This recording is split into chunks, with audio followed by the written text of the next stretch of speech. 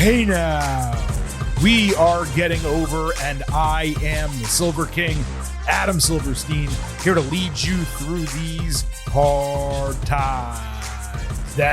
With episode 716, hey, that's my birthday, of your favorite professional wrestling podcast.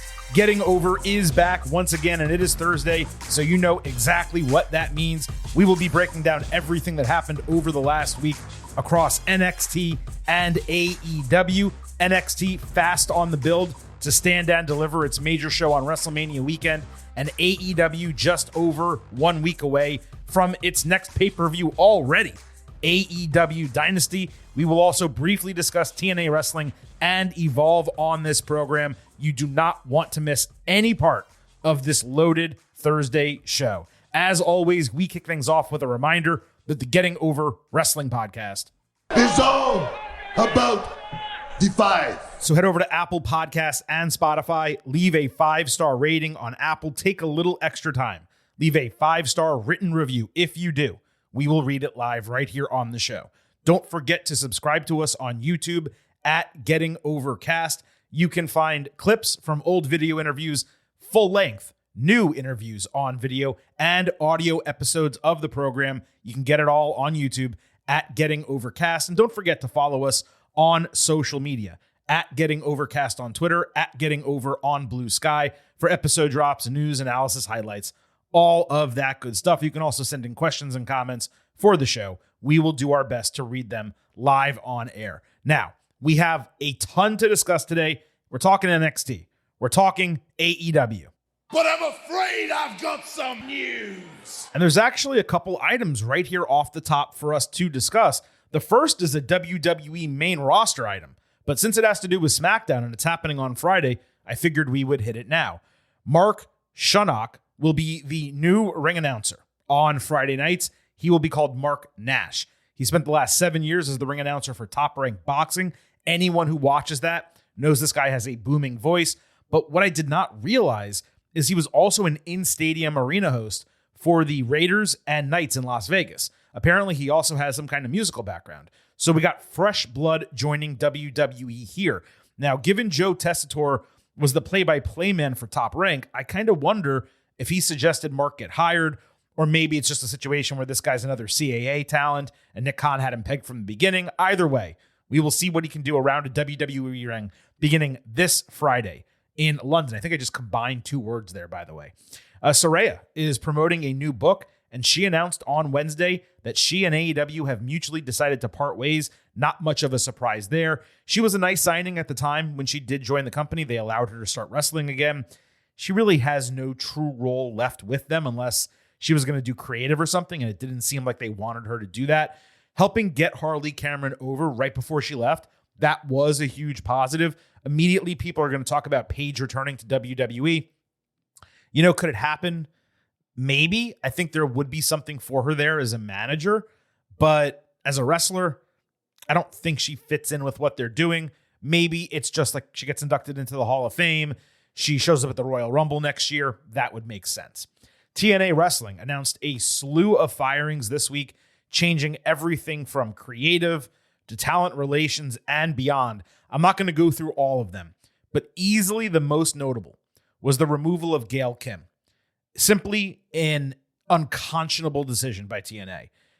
But this opens a tremendous opportunity for WWE or AEW to bring her aboard and seriously improve their women's divisions. Gail doesn't wrestle anymore, but from a talent relations and creative standpoint, she would be a boon to any company that hires her. And really, the truth is that WWE actually needs her more than AEW because they have multiple brands and they feature so many more women's wrestlers weekly on television. It's not to say AEW doesn't care about women's wrestling. They have been much better in 2025.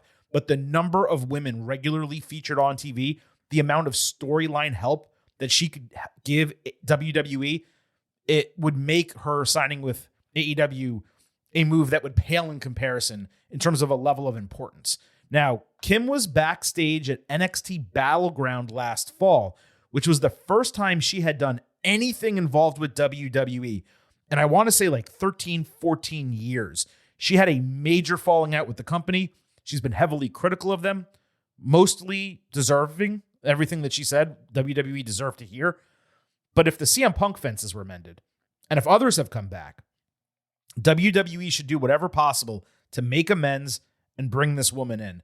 It would be huge for the ladies in that company just to have her involved day to day, not just in terms of storytelling and creative, which is where I would hope that they would bring her aboard, but even just talent relations, making sure that things are going as well as they possibly can for the women in this company, because this is where, and I hate to kind of throw this word out, this is where the revolution for WWE can still exist.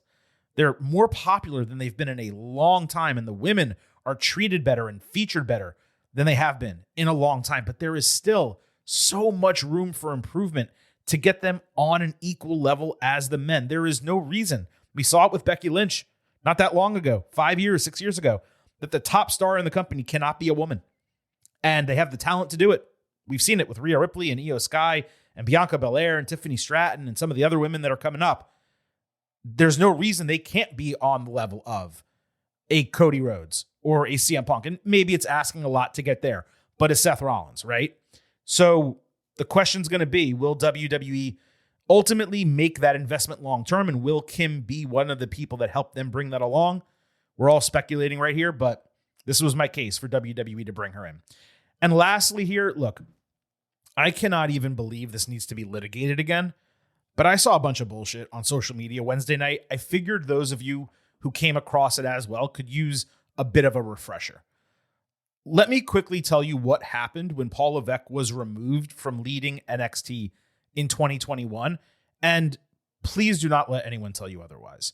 So Vince McMahon was disappointed with the way NXT was going. You'll remember fans largely felt the same when Triple H moved it into that strange heavy metal era with the winged logo and shit during the pandemic, where Keith Lee won both titles, then relinquished one, and Karrion Kross was champion. It just wasn't really working. Vince's primary issue was that Triple H was bringing in indie wrestlers that catered to a finite audience, and he wasn't really developing the type of superstars that Vince wanted for the main roster. Simultaneously, NXT was losing steam because AEW was fresh, and it was basically doing what NXT used to do a couple years earlier, but at a larger scale, and they were taking many of the NXT talents as well. During this time, Triple H's job title changed. Despite that, he continued running NXT, contrary to what some people would have you believe. This included him bringing back Samoa Joe. His decision. He was rebuilding this NXT team backstage for a new phase that aligned closer to what Vince wanted, but it was still Triple H in charge. And then Triple H started having heart issues. The key word here being issues, not his cardiac arrest. He was in and out of the hospital. He was getting tests. He took leave from running NXT day to day because of his health. His decision. So this SOB swoops in. He installed Bruce Pritchard and Ed Koskey, I believe, as proxies down in NXT, and he started gutting people that were on Paul's team. This coincided with the announcement of NXT 2.0, which began in September 2021. That same month, with Triple H still in charge of the brand when the month began, he suffered cardiac arrest while already away from WWE, having contracted viral pneumonia. Shawn Michaels temporarily took over as the lead of NXT. And then a year later, he was given that role full time. But that was not until McMahon had already resigned months earlier and Paul Levesque put him in that role. So no, Vince did not only start changing NXT after Triple H's cardiac arrest, but he took advantage of his illness and heart condition to make drastic changes to the brand and its direction while his son-in-law was sick. Now, changes were coming either way, but they were going to come slowly and surely along with Paul Levesque in charge of them. Instead, while he was sick, the rug got pulled out from underneath him. Suggesting otherwise is simply incorrect. And the way I saw this approached Wednesday night, people talking about it, it was agenda-driven. There is no other way to put it. So the air has been cleared there. I feel better about it. Hopefully, if you guys were confused, perhaps you learned a little something. Regardless, we have actual professional wrestling to talk about on this show. As always, we're going to kick it off with NXT. Then we're going to go over to AEW. We have timestamps in the episode description. So if you want to bounce around, you can. As always, I hope you listen to the entire show. And as always, I hope you remember. I happen to love the number 5. Because I certainly do. And I hope you do as well. $5 a month, $50 for the entire year. You can become an official Getting Over head. Just visit buymeacoffee.com/gettingover. Sign up. You'll get bonus audio, the fastest 5 minutes in professional wrestling, instant reactions to every major show, exclusive news posts every week, usually on Friday. Again, that is buymeacoffee.com/gettingover. Please financially support the Getting Over Wrestling podcast. With that said, let's kick it off with NXT. Now, this was probably only a me issue. Well, me and those of you who also live in South Florida. But the CW in South Florida made NXT almost impossible to watch on Tuesday night. There were storm warnings locally, and every 2 to 5 minutes, the CW interrupted NXT audio with 5 loud, and I mean loud dings. I seriously considered recording the audio and playing it for you, but I didn't want to put you through what I went through. If my volume on my TV, let's say, was 20, these things were coming through at 35. By the time the show was over, I had a massive headache. My dog was literally shaking. He hates noises like that. It was a straight up terrible viewing experience to no fault of WWE. And I understand you're a network. You need to inform your viewers of weather issues in the area. I get it. There are better ways to do it than what the CW did on Tuesday. It was crazy. I digress, but holy shit, I was annoyed. And hopefully you understand why. Now, before we get into the full breakdown, I actually got 2 DMs here I wanted to share. Jack at Jack_C Smith. He said, I feel like by this time we can analyze the breakup of Chase U better. I feel like NXT is missing that group. It led to Duke Hudson's release. Thought that was actually a decent loss. Andre Chase has sort of been doing 5 minutes every so often a week, and it's been a super slow burn. Rich Holland could have been elevated, but had that title match, and that was it. Basically, I wasn't a fan of Chase U breakup, and I'm not sure what it accomplished. Yeah, the further away we get from it, the less and less sense it makes. It got a bit of heat on Holland, but he's so unimpressive overall that it was wasted. Chase, they're dragging out a story, so at least there's something for him. Hudson being released sucked, but as we explained at the time, he had been there long enough where it was at least a fair, understandable decision for WWE to make if he is someone you don't believe in long-term. I disagree with that. I think what he's doing on social media is pretty interesting. But if that was WWE's decision, okay, they're a company, they're going to make decisions. Osborne has disappeared. I believe he's healthy. Why he isn't on Evolve, at least, I cannot tell you. He would be a legitimate choice to be a first champion there. Thea Hale was injured, though, so her absence was understandable, but she's healthy now. She's wrestling. Now, I assume she's not back on TV because they're busy building for Stand and Deliver, and she doesn't have a role on that show. It doesn't seem like they're going to do a multi-person North American title match, which is where you would use her. They are going to be doing potentially a battle royal or qualifications for number 1 contenders coming up on NXT either next week or the week after. So maybe she returns as part of that. But yeah, I don't really think this helped anyone. And if they're just going to rebuild Chase U with these new applicants and not having Thea as part of it, then what was the point from the beginning? I just don't really get it. So it's a good point, Jack. Michael Meyer, I think, at Demboys with a Z 2308. I heard you mention Trick Williams possibly being the leader of Dark State. It makes a lot of sense, but what if Javon Evans was the leader? He has been consistently devalued by Trick. Trick has been so focused on getting his title back, he doesn't realize how he's been treating others, especially Javon. So maybe he's been trying to have Trick be on the same page as him and bring him into the group, and that's why Trick hasn't been attacked yet. With Trick pushing him away and disrespecting Javon, that may be the last chance, and Trick could be next. So I wanted to read this question off the top because I'm going to be discussing and answering it later in the show. But the simple fact of the matter is this. Between the two, Trick needs a change. Javon does not. But we'll put a pin in it, and we'll come back to it later. Let's go ahead and break down NXT, which was completely headlined by none other than the double champion Stephanie Vaquer. She opened the show defending the women's title against Jada Parker. Now, the entire show was built around these 2 title matches, so she opened and closed defending championships.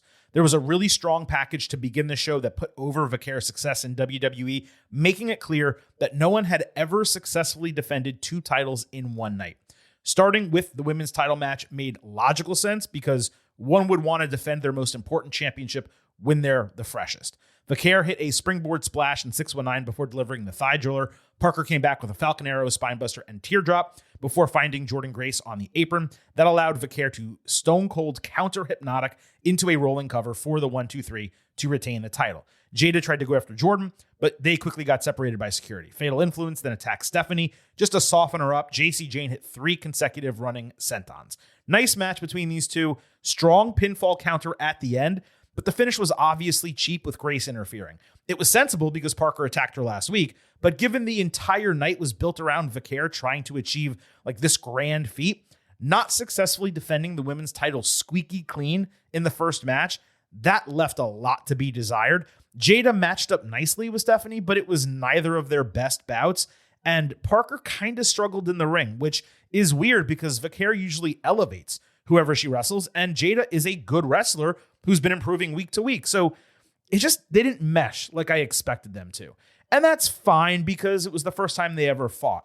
It just felt like the importance of this night was immediately reduced when you got an excused finish to a match that did not deliver to expectation right out of the gate. Later, Vaquer was in the training room. She insisted there was nothing that Ava could do to convince her not to defend the North American title later in the show. The trainer told Ava that Stephanie was cleared to wrestle. It was just a pain tolerance situation. So now the setup is that Vaquer either guts through injury and Fallon Henley loses to a clearly injured woman, or Henley beats an injured Vaquer for a lower title after defending her better title earlier in the show. I thought it was going to be a lose-lose situation at that point, and that's what I suggested would be the case last week. Let's go ahead and see if I was right. So the North American title was on in the main event, Vaquer defending against Henley. This appropriately closed the show, given that her first match appropriately opened the show.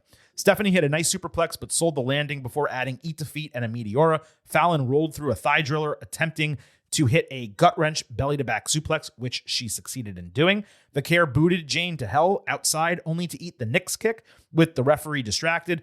Henley added the double jump blockbuster. Jasmine Nix distracted during the SVB, but Vaquer slid underneath Henley's finisher, threw her into Nix, and countered into SVB to retain the title. Influence attacked in similar fashion after the bell. Grace saved and single-handedly eliminated all 3 women. She handed Vaquer the North American title, but briefly paused and played tug of war with the women's title until Jada came in. She ran them into each other, but Grace again stood tall, taking Parker out. Then we saw Lola Vice, Kalani Jordan, Cora Jade, Izzy Dame, and Carmen Petrovic all surround Ava backstage. This was in the final segment. They all wanted a chance at Vaquer. She promised to figure it out just before NXT went off the air, with Vaquer and Grace going face-to-face. The interference coming back to bite Influence was a real smart way to avoid the pitfall that I expected. It allowed Vaquer to win in clean fashion without hurting Henley as someone who lost to an injured champion who already wrestled, because she got run into her own teammate and they were their own worst enemy. So good on them for figuring out the best way to play that given the earlier booking. Though again, I still wish Vaquer beat Parker without Grace interference. That would have made this even better. But combining the Grace and Parker stuff with all the other women wanting opportunities, it does leave me wondering how this is going to transpire. Does Ava perhaps create 2 different number 1 contendership opportunities? I don't know. The gimmick of Vaquer wrestling twice, again at Stand and Deliver, it would be fine, but I did prefer the booking one of our listeners proposed a couple weeks ago, a triple threat or 4-way match with 2 falls. North American title up for grabs in the first fall, the women's title up for grabs on the second fall. It's more unique and interesting. It doesn't force Stephanie to wrestle twice, and it gets more people into that match. But of course, let's go ahead and see how they book it. The main takeaway, besides that, is how insanely over Vaquer has been of late. She's probably the most popular woman on the brand. She might be the most popular person on the brand. And that's just after a few months of joining WWE. Let's move on to the men. Trick Williams again pushed away Javon Evans from trying to get close to him, this time saying they're not going to be brothers just because they're both from the Carolinas. Trick reiterated that he's focused on the NXT title, but Javon pointed out that he's the one who successfully took Obafemi down last week. Evans was ready to prove him wrong and win his first title. Williams said, "It's one thing to talk about holding a title, it's another to actually do it." It stayed heated between them in the end, with Trick giving Javon a bit of an evil eye. Williams, he continues to hit with this character. He really makes you dislike him because it gives you more reason to root for Evans. Otherwise, you wouldn't have much of a reason to dislike Trick. You like that he has an edge and he's being this kind of tweener babyface. But because he's shitting on Javon, who is a white meat babyface in every sense of the word, you actually dislike what Williams is becoming. And it's really smart creative to do that. So we had a Heritage Cup match. Lexis King defending against Evans. Javon hit a tope suicida and somehow landed seated on the announce table, which I don't think I've ever seen before. King pushed him backwards into the steel steps, hit a Fisherman's Falcon Arrow. The dude is not the best wrestler, but he's got an arsenal of moves.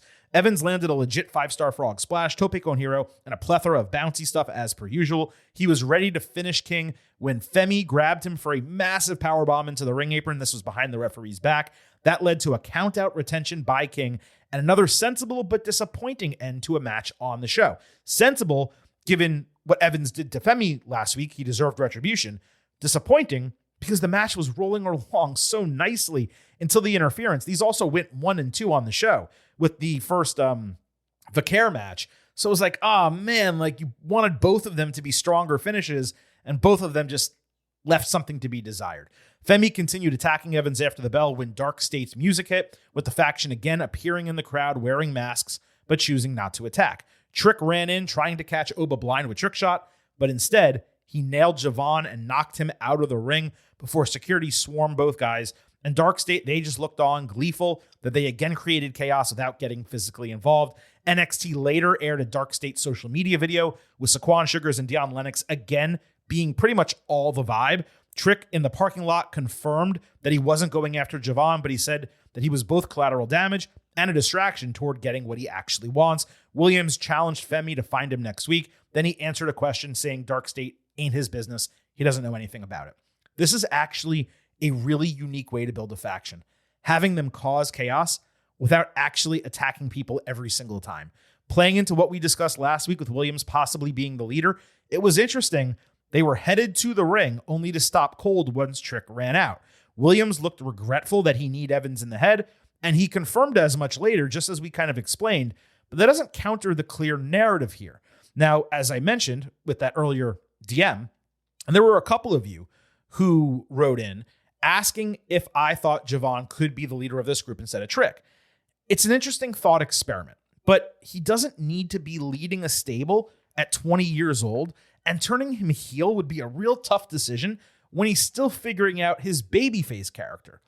Trick, on the other hand, is the one who needs to turn heel and would be far more compelling with Dark State because, again, you have him win the title at Stand and Deliver, then drop it to Oba at a show in the summer before getting called up. And all of a sudden, that's a huge character arc for this guy that you can then bring him into the main roster with, as opposed to just being babyface Trick, who used to be champion, but now isn't anymore. And now he's on the main roster. He has no momentum. There's nothing that interesting about him. Maybe you repair him with Carmelo Hayes and then what, right? Like they'd be great as a tag team. Don't get it twisted.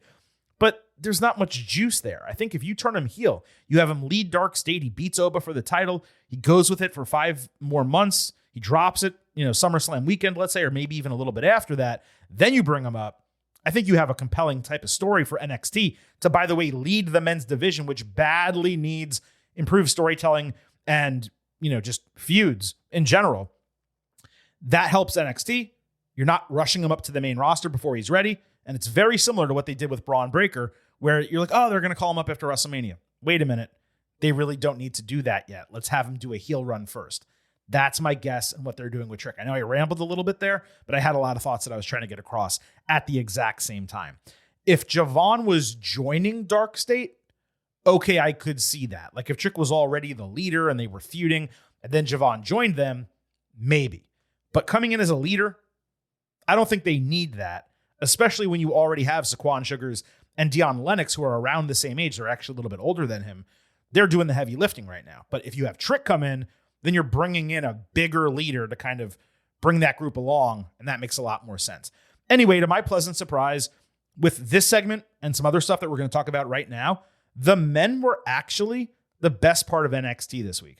Trick and Javon backstage, Evans in this match, all three of them in the post-match. And that's just the main event part of the division. The mid-card was interesting as well, and we're going to talk about that right now. But it finally feels like something important is actually happening in the men's singles division. And I think one of the reasons why the men are a little bit more captivating than the women, or they were this week, I should say, is because what's happened with the women is they're just injecting free agents. Like it was Julia, and then it was Stephanie, and now it's Jordan. And they're all interesting and great wrestlers. But there's not much storyline there. It's just we all want to be great. We all want to fight each other, right? When Roxanne Perez was champion, she was able to create storylines with all of them. But she's not champion, and she's not even around right now. We're going to talk about Roxanne a little bit later.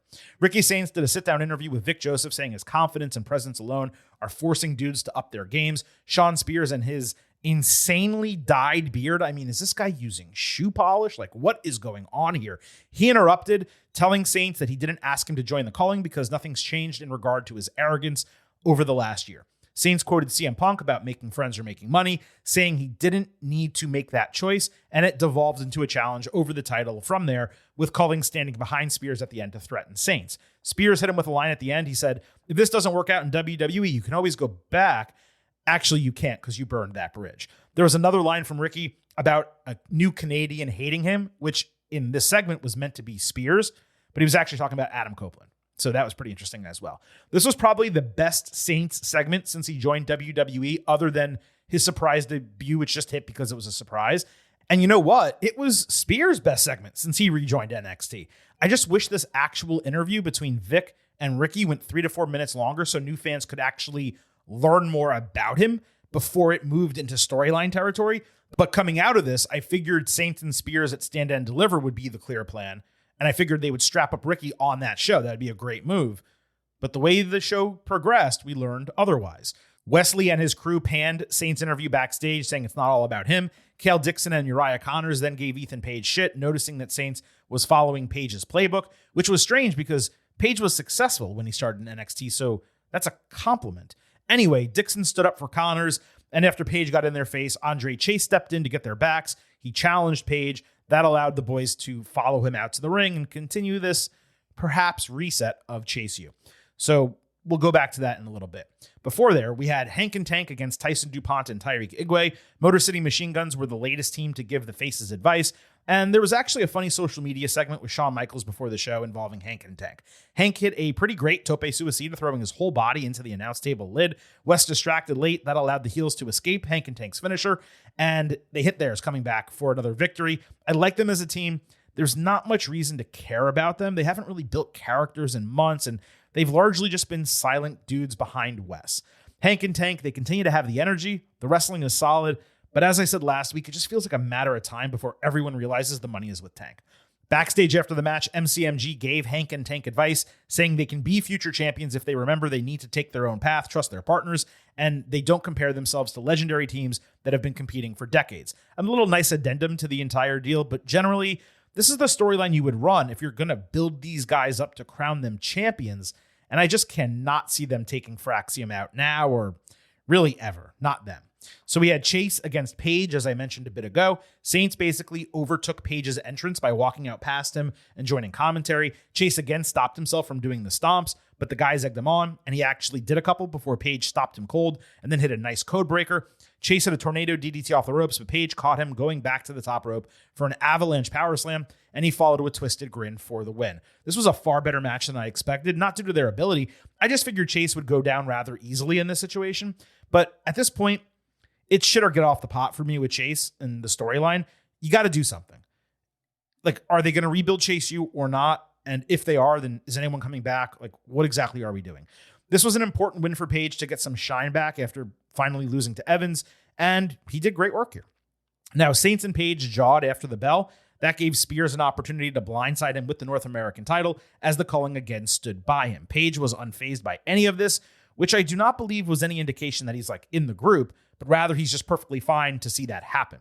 I believe Vic said the North American title match is going to be next week, which is way too fast, not only given what we talked about a moment ago with Saints, but more so the fact that he only has one singles victory so far in NXT. He's a new hire. I get that he came in with a pedigree and that people know who he is. I understand all of that. but you're giving him a title match right away after one win over Ridge Holland of all people? Like, come on, he should deserve more. Stacked resume or not, you don't get a title match right away. Now, it's fair to presume Paige gets involved somehow next week. Here's my question. How many triple threats are we going to have WrestleMania weekend? You have Roman Reigns, CM Punk, Seth Rollins, Io Sky, Bianca Belair, Rhea Ripley, possibly Obafemi, Trick Williams, Javon Evans, possibly Stephanie Vaquer, Jada Parker, and Jordan Grace. And now maybe this one as well. Not to mention the potential four-ways for like the men's mid-card titles on the main roster. Maybe they won't wind up delivering all of these, but it sure seemed like that after Tuesday. Axiom recapped pushing Gunther to his limits in Spain. He got into it with Nathan Frazier. They argued over Frazier not being invited, and therefore he was unable to help him in that match. I was pleased when it appeared they had finally resolved their differences and they were just going to be a dominant tag team. So it's a bit annoying to me that all it took was that loss to the Hardy Boys for this version of the team to come back. Them not being at odds was actually fresh. This is just repetitive to what we've seen for a large portion of their title run, and I'm kind of not into it. I don't want them at odds. I want them working together as a unit and being the best tag team in the world. And then eventually down the line, if they get to odds again and they split up, okay, but not now. Like, we just established them as the best tag team. They had just come together. Why are we doing a segment like this? That was annoying. There was an entire room of NXT women watching this show, specifically Vaquer's 2 matches. Lash Legend protested. Tatum Paxley and Gigi Dolan facing the TNA tag team champions over the Meta Girls. They went back and forth ranting at each other. That led to a match. So we had Tatum and Gigi against the Meta Girls. Sol Ruca and Zarya watched from ringside. Dolan blind tagged late, slipped off the top rope, but got a double clothesline. The faces then hit Shakara Jackson with a double running headbutt and their finisher, Cemetery Drive, which was excellent. It's Paxley's finisher, but done with a Uranagi from the other side just for added impact. I'm glad they won clean. It is strange how this match was used to build viewership for TNA when we haven't seen Tatum and Gigi on NXT in what feels like months, even if it was only a couple of weeks. I'm glad they're getting run over there, but they have been sorely missed on Tuesday nights. On top of that, Gigi, unfortunately, was clearly the weak link in this entire match. Lots of near botches, particularly in the finishing sequence. And beyond even that, where the hell has Shotzi been of late? It's like they're a team and she's just gone.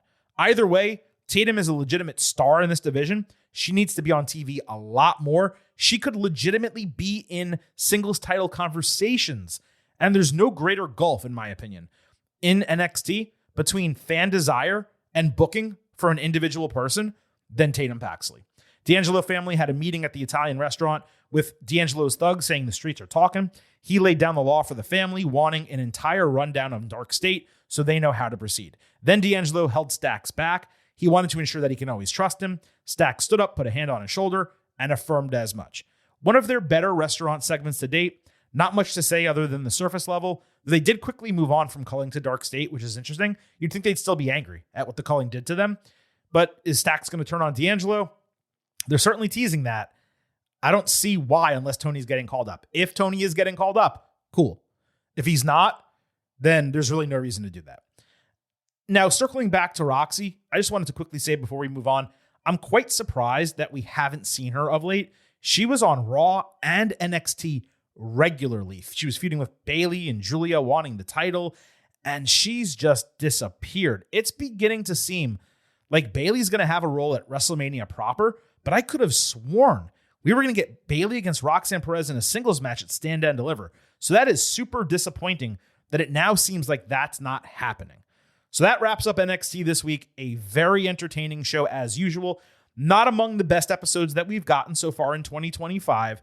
Right on par with last week. But again, I was really pleased to see the men shine despite Vaquer be the star of the entire show. She dominated at the beginning and the end. It was completely built around her. And yet the men's division feels fresher than it has in some time. We talked about it months ago. They needed an injection of talent. They had to change around some of the titles, and it seems now like that's happened, and the product is better off for it. So that wraps up NXT. Before we get to AEW, we're going to briefly talk about WWE Evolve, and we're going to do it in 60 seconds or less. In fact, Silver King's going to start a timer on his phone, and I'm going to see if we actually hit it. So, WWE Evolve, 60 seconds or less. Stevie Turner was made general manager of the brand. I continue to wonder whether this is injury related, like it changed her mind about wrestling, or NXT decided to otherwise move on from her as an in-ring competitor, but she has personality. I hope it works. The opener. Oh, we got two big meaty men bumping me tonight. Wolfgang beat Sam Holloway, actually a solid match. Kendall Gray won a match with a really nice sequence, eat defeat to an armpit, and then an armbar submission. They're working submissions in Evolve, yet nowhere else in WWE.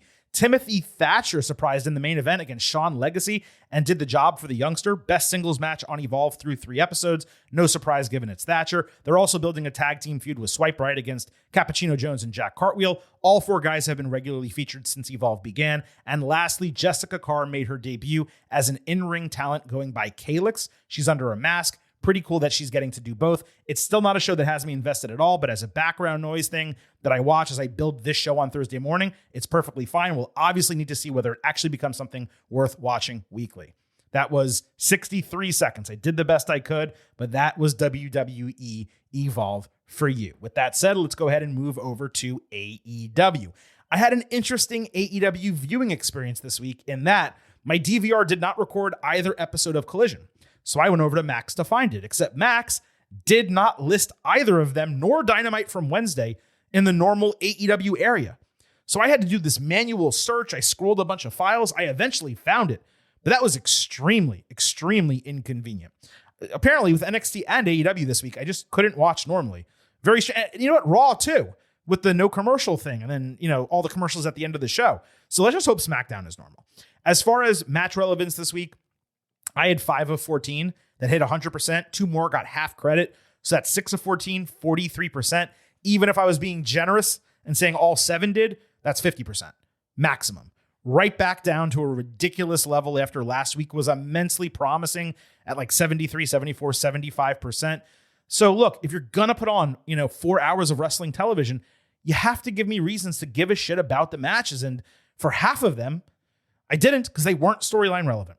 Collision was again largely forgettable for me. Splitting it into 2 one-hour blocks, it did make it easier to watch, less of a slog, but it didn't improve the show quality. The gimmick on airing it after the NCAA tournament on Saturday and Sunday, it resulted in positive ratings, but there were significant drop-offs as the show progressed and people changed the channel. So, does it help AEW? Sure, and it's nice that WBD is doing it for them, but does it actually mean that more people are watching the show? Not really. They just don't turn it off right away. That's the truth. Dynamite was a really solid show on Wednesday. It didn't hit as well for me as the last couple that I praised heavily. It very much felt like a building block episode just before the go home, which is going to be for Dynasty next week. AEW, as far as I'm concerned, they're just putting on too many pay-per-views. And this is way too quick of a turnaround to go from 1 to Dynasty and expect me to believe that a lot of these matches matter. It's just tough.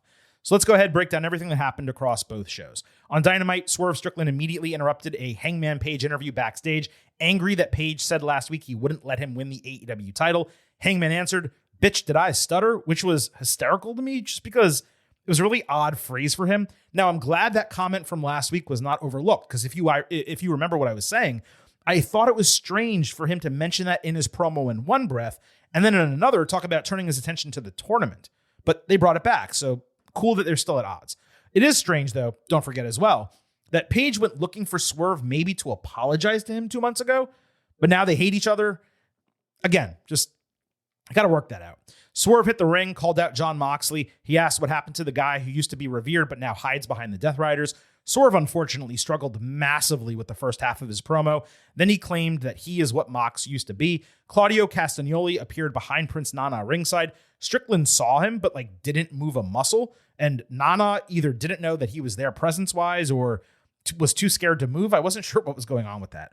Mox said Swerve will have a chance to prove that he's everything that he has promised if he's willing to go far enough when they fight. Mox promised to make him suffer. Then he randomly took a shot, I presumed it was at WWE, saying that this sport has been taken over by billionaires, Hollywood talent agencies, and kids who see the world through an Instagram filter, but the Swerves of the world give him hope for the future. Marina Shafir came out to attack. Willow Nightingale met her with a lead pipe that held her off. Swerve said he's the first person to outsmart him, and Mox can have fun playing himself on TV. That's a throwback line to the Dean Ambrose-John Cena feud. His final few lines were way better than the entirety of the longer portion of the promo that started the segment. That was a positive. Mox left. Shafir doubled back for a half-assed attack on Nightingale. So it looks like they may finally wrestle, and like Shafir's going to get in the ring after like 6 months. What was funny about this segment, and I get it, it's a sponsorship, you can't get away from it, but it was funny how Mox was talking about Instagram and social media and Hollywood, yet there was a huge Minecraft advertisement on the barricade immediately between them the entire segment. And yes, WWE is a billion-dollar company.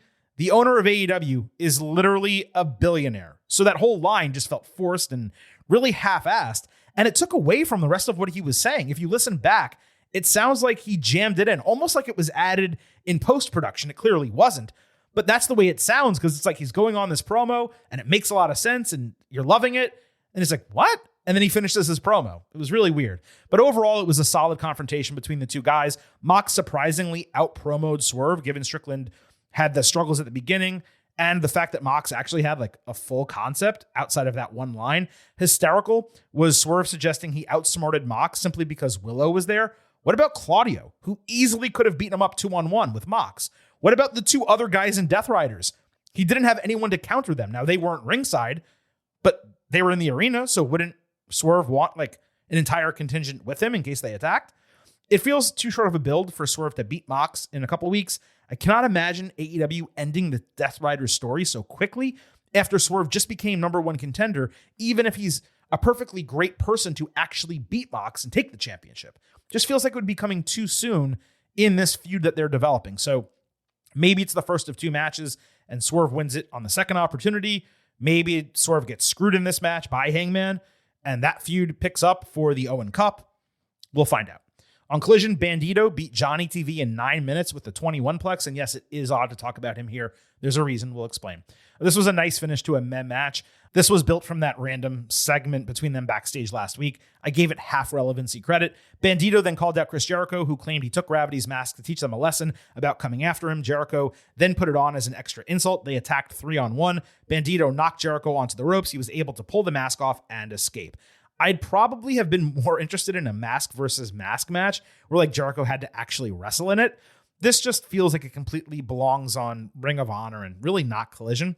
Jericho on Dynamite criticized Learning Tree for not utilizing his wisdom, saying they either need to prove themselves or leave his branches. I feel like he's been saying that shit for 2 months. Jericho then said he wants Bandito's mask and challenged him to a title versus mask match at Dynasty. I presume this will be a title change. They put the ROH title on Jericho, trying again to sell the show to a network or cable station. Seems like they failed, and now they're going to take it off of him again. On Dynamite, MJF opened his promo saying Michael Jackson was better than Prince. The show is in Minnesota, so it may not have been sports teams type of heat, but it was pretty damn close. Yeah, all your sports teams, they're all failures. Then he called out MVP. MJF said he wants to be in the business of hurting people. He extended his hand only for Bobby Lashley and Shelton Benjamin to walk out. Fans chanted for Shelton. Given his Minnesota ties, it was great to hear that. Lashley went up to MJF, extended his hand. MJF went to dap him up, but Lashley demanded the card. He ripped it in half. MJF asked what the hell's going on. He backed away, saying that he was willing to talk as MVP was confused at everything that was happening. I enjoyed this segment as it was presented. It created a bit of tension within the group, gave us a reason to continue tuning in to see where it's going to go. At the same time, it really felt like false advertising, and it was kind of frustrating not to get something more substantial, just given they've already dragged it out a little bit. And they've promoted that we were going to get an answer, and then you don't get an answer. Big Bill and Brian Keith came out talking shit, with Bill calling MVP their bitch. MVP was having none of it. He cut Bill off a couple different times, really made him look stupid. Bill claimed he never got pinned when losing the tag team titles, so he wanted an opportunity. He promised they would win. MVP told them, go win a match if you want an opportunity, and then he dropped his mic. Lashley briefly went face-to-face with Bill after that. It's amazing, by the way, that even after this segment, Bobby has only spoken like 2 lines in like 7-8 months in AEW. I appreciate how MVP requires teams to win something before getting title matches, but one tag team victory should not be enough to get a title match, especially when, get this, Bill and Keith have never won a match as a team. Never. Not one in 8 months. And I bet you they beat like a middling team, not even a pair of former champions or anything. That's going to be real weak shit.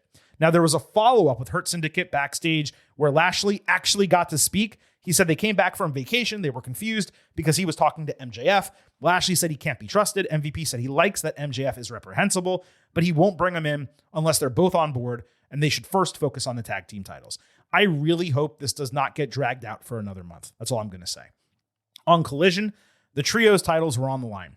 Death Riders retained over Top Flight and AR Fox. Now you may ask, Silver King, why the hell did this trio that loses all the time, and we haven't really seen them wrestle together recently, why did they deserve a title match?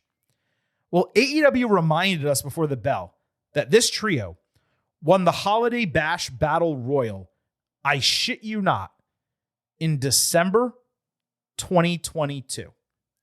27 months ago.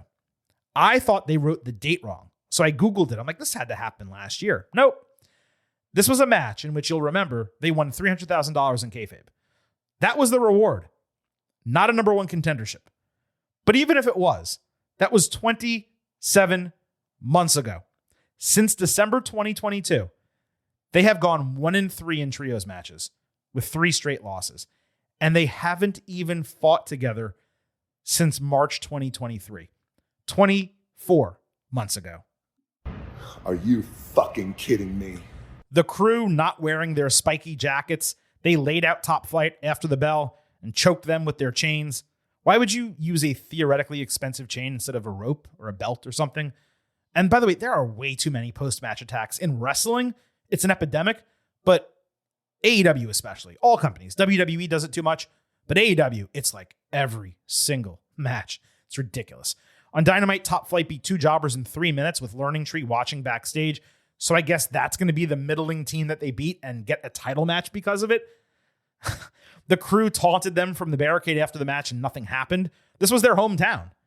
And these guys didn't even get a chance to get their lick back. Really dumb. On Dynamite, there was a rated FTR pre-taped interview that aired. Dax Harwood immediately apologized for letting his emotions get the best of him. He had been bothered that they took 4 months off of pursuing the tag team titles to help Adam Copeland, but yet they failed to take down the Death Riders.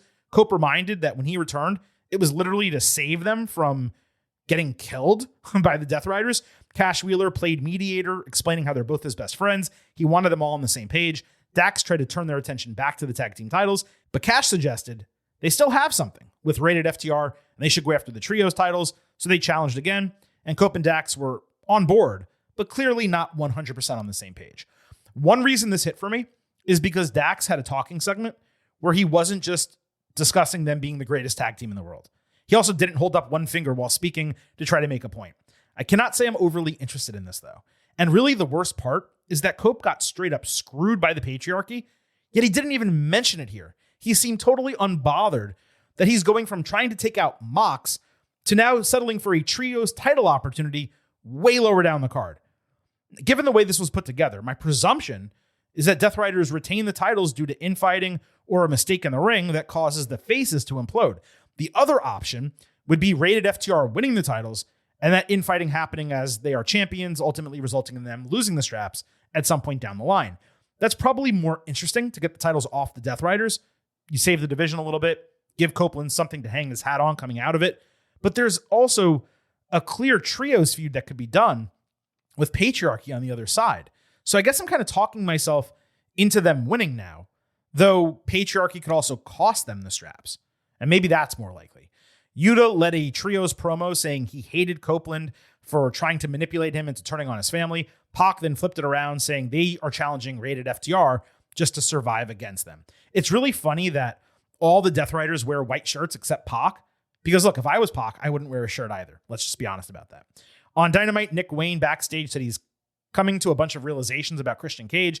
And last week, when he took out Copeland, that's how one properly executes a plan. Christian wasn't there, so this was throwing shade, at least one would think. On Collision, Megan Bayne got a nice promo package saying she was chosen by the heavens and people should worship at her feet. I was really into this until she called herself the Megasis, which is like one mythology reference too many. Tony Storm responded with a backstage promo making more puns and sexual innuendos. If Bayne is going to beat Storm for the title, this totally plays. If Storm is just going to straight up beat her, then it's going to feel like Megan was thrust into this challenger role way too soon. The booking here overall will be immensely interesting, and we'll see what happens at Dynasty. On Dynamite, Thunderstorm fought Bane and Penelope Ford. This was the main event of the show. Storm and Rosa had a chaotic backstage segment where Tony said they would be called Thunder Tits instead. Is this really not wearing on anyone else? Like, trust me, I'm a Howard Stern fan. I grew up in the Attitude Era. I like this type of stuff, but it really feels forced week after week with Tony right now. The other thing I realized before this match, and I could be wrong about this, is that Bane and Ford, they have this alliance, but we've never been given any reason for it. How did they link up? Why is Penelope okay with playing second fiddle to her? What do they have in common? And again, it's possible I missed it. I just don't believe I did. Storm hit a great hip attack that Bane completely no-sold late in the match. Storm then dodged a boot. Ford got knocked down, but Bane caught her running off the ropes, hit Fate's Descent, got a clean 1-2-3. Real questionable having Tony pinned like that. Zero excuse for the loss for your top wrestler, your champion. But it basically tells me that she's going to be retaining the title at Dynasty. Either that, or they're planning some type of crisis storyline for her, and Bane gets elevated insanely fast. I don't know. Maybe Storm's taking time off. She needs time off for a reason. The match was okay. Really nice for it to be in the main event spot. I'm just a little confused at what they're doing here. On Collision, the TNT title was on the line. Daniel Garcia defended it against Adam Cole. That was the second time he defended it. They shook hands at the bell. I believe Nigel McGuinness said this match was for the Sickos and the Snowman, unless I heard him wrong. But he was using the joke, the cocaine joke, that people say for Tony Khan. I gotta believe I just misheard him. One more thing, I maintain that Garcia wearing these Hulk Hogan colors is just odd. As for the match, quite solid.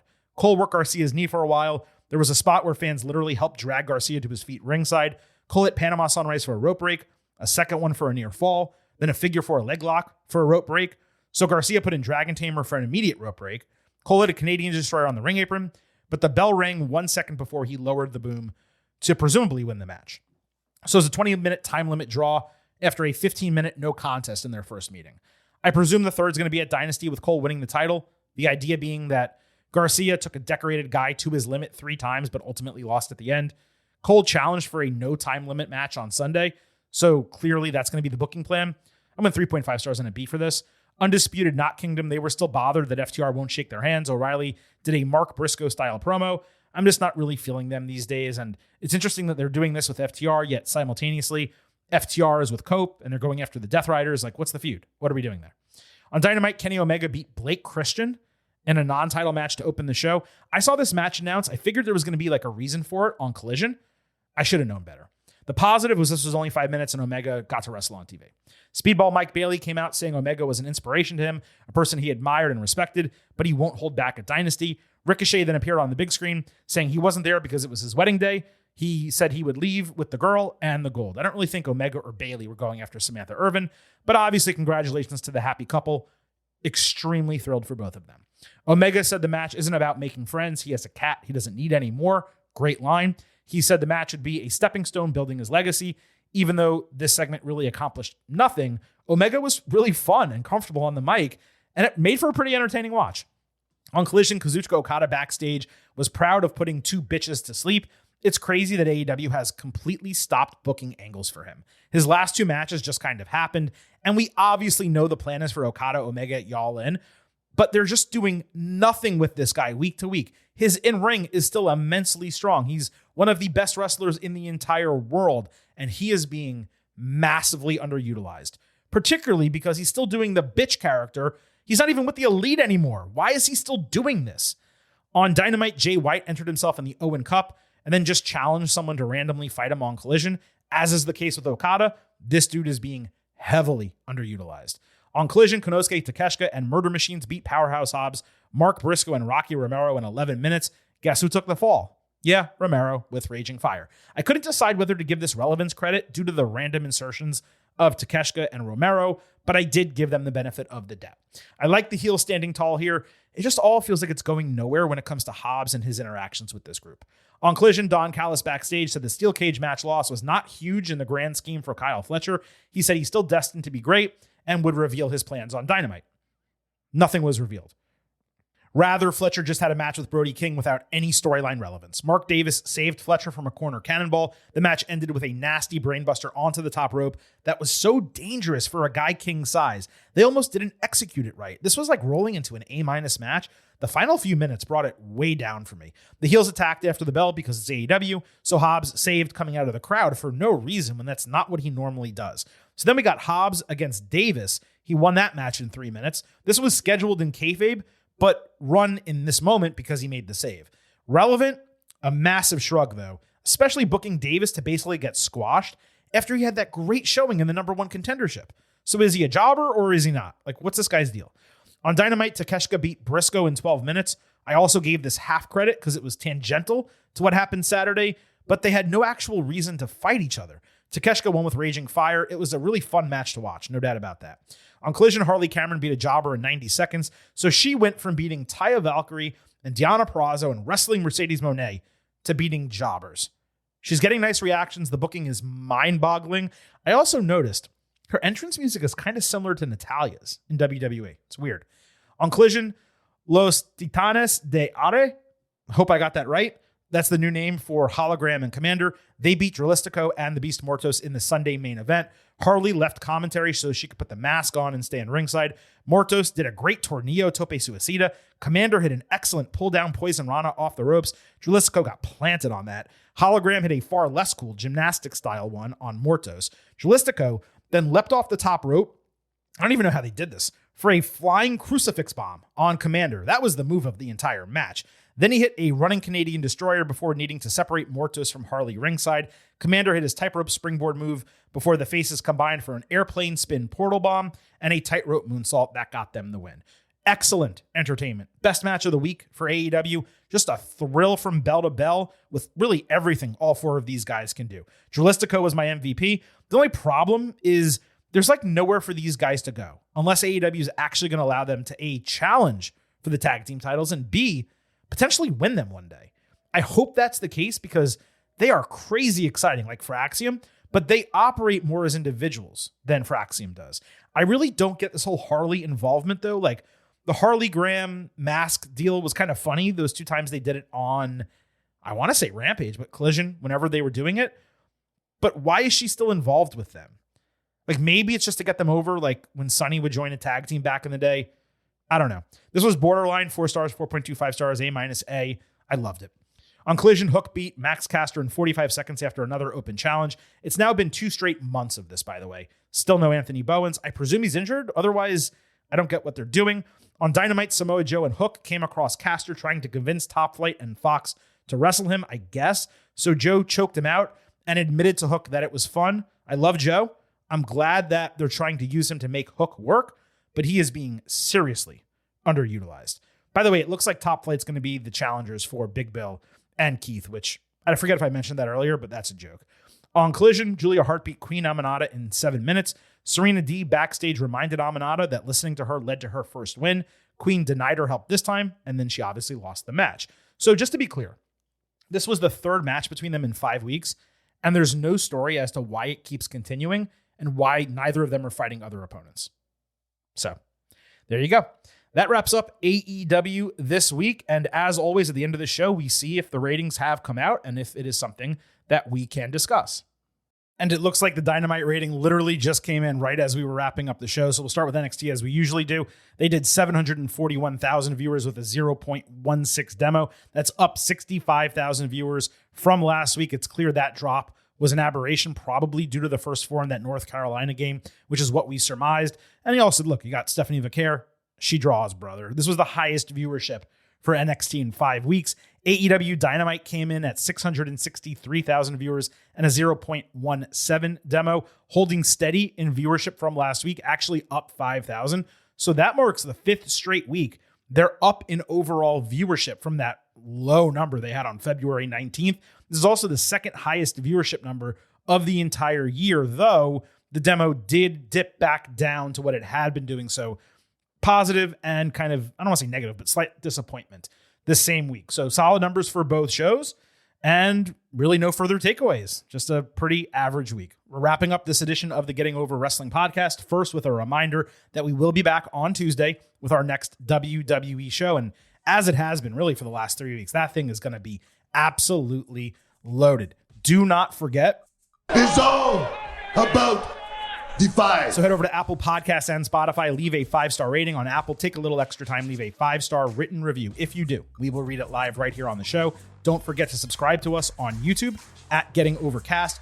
Clips from old interviews, full-length video of brand new interviews, and audio of every episode on YouTube at Getting Overcast. Follow us on social media at Getting Overcast on Twitter, at Getting Over on Blue Sky. Episode drops, news, analysis, highlights, all of that good stuff. You also get to send in questions and comments for the show. We will do our best to read them on the air. And lastly, I happen to love the number 5. hope you do as well. $5 a month, $50 for the entire year. You can become an official Getting Overhead. Just visit buymeacoffee.com/gettingover. Sign up. Bonus audio, recaps of every single show, exclusive news analysis every week. buymeacoffee.com/gettingover. Silver King's voice is clearly going. It is officially time for me to sign off and leave you with just 3 final words. Bye for now.